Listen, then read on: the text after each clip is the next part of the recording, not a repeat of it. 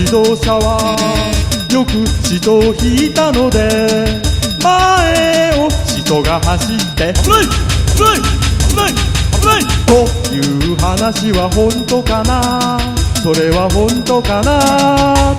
危ない危ない危ない危ない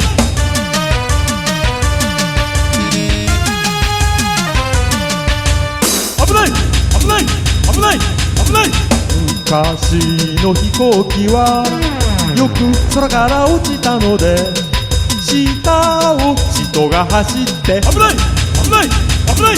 危ないという話は本当かな、それは本当かな。危ない危ない危ない危ない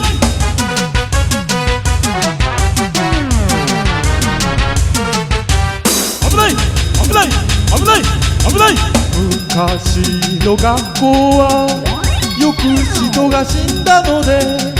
中を人が回って危ない危ない危ない危ないという話は本当かな、それは本当かな。危ない危ない危ない危ない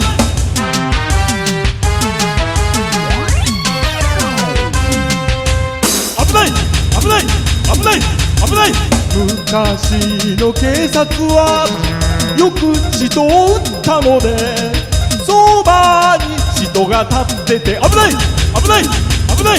危ないという話は本当かな、それは本当かな。危ない危ない危ない危ない